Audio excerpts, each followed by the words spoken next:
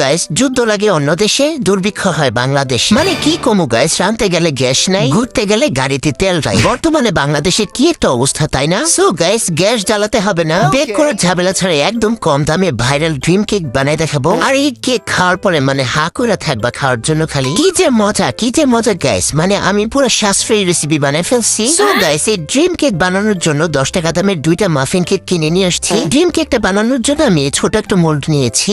একটা ছিঁড়াই তো পুরো মাথায় হাত। ও মা, এটা যে পোনা মাছের মতো টোনা কেক। যাই হোক, এবার কেকটাকে খুলে আমি এই মোল্ডের ভিতরে সেট করে নিব। হাত দিয়ে একটু ভেঙে গুঁড়া করে নিচ্ছি। তো দেখো, 2টা কেকই সুন্দর করে ছিঁড়ে চেপে চেপে সেট করে দিলাম। কেকটা সেট করে নেওয়ার পর গাইস, একটা বাটিতে নিয়ে নিয়েছি হাফ টেবিল চামচ চিনি, সাথে 2 টেবিল চামচ পানি দিয়ে ইচ্ছা মতো গুটাগুটি করে একটা সুগার সিরাম বানিয়ে নিলাম। এখন এই কেকের মধ্যে সুগার সিরামটা দিয়ে দিব। সম্পূর্ণ সুগার সিরামটা দিয়ে দেওয়ার পর গাইস, এবার চকলেটটা রেডি করে নিব। আমি এখানে কিছুটা ডার্ক চকলেট নিয়েছি, এবার এগুলো টুকরা টুকরা করে কেটে নিব। সো গাইস, আমি যেহেতু ঘরে কেক টেক বানাই, ডেজার্ট মেথড বানাই, তাই আমার ঘরে ডার্ক চকলেটটা ছিল। তবে তোমাদের কাছে যদি ডার্ক চকলেটটা না থাকে, ওই যে ডেইরি মিল্ক চকলেট গুলো আছে না, সেগুলো নিয়ে নিবা। আর দেখো, যতটুকু লাগবে ডার্ক চকলেট কেটে নিয়েছি, আর এতটুকু নিয়ে পুরো কারাকারি লেগে গেছে।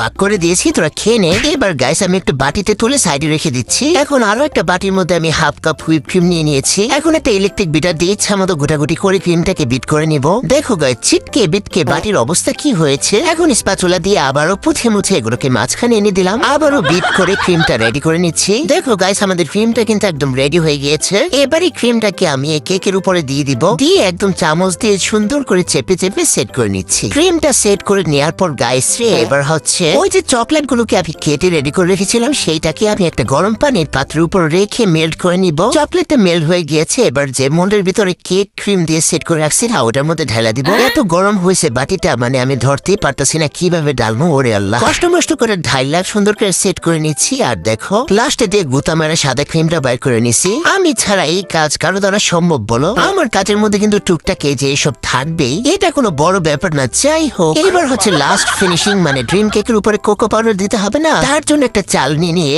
এর মধ্যে 1 চামচ কোকো পাউডার দিয়ে ইচ্ছা মতো ঝাঁকানাকি স্টাইলে চেলে দিয়ে দিব উপরে। তো কোকো পাউডারটা দিয়ে দেওয়ার পর দেখো কি সুন্দর হয়েছে। এবার মোল্ডের চারপাশটা একটু পরিষ্কার করে নিয়ে এটাকে আমি নর্মাল ফ্রিজে রেখে দিব গাইস, সেট হওয়ার জন্য। সো গাইস, আমাদের ভাইরাল ড্রিম কেক কিন্তু রেডি। ফ্রিজ থেকে বের করে এনেছি, এবার খেয়ে দেখবো। ওরে গাইস, আমার তো তর্স হইতেছে না, তাড়াতাড়ি খাই। মানে আমার এত তাড়াহুড়া, দেখো চকলেটটা সেট না হইতে নিয়ে এসে পড়ছি। তোমরা কিন্তু ফ্রিজে রেখে শক্ত করে তারপর নামাইও। ওরে গাইস, কি পরিমাণে লোভনীয় লাগতেছে দেখো। মুখে দেওয়ার সাথে সাথে মানে হারিয়ে যাবা এতটা মজা। দেখো, খালি খাইতেই আসি, মানে আমি অর্ধেকটা খাই ফেলতেছি, আর খাবো না। বাকিটা আমার শাঙ্কু পাঙ্কু খেতে থাকুক। ওরা কিন্তু এটা নিয়ে পুরো কারাকারি লেগে গেছে।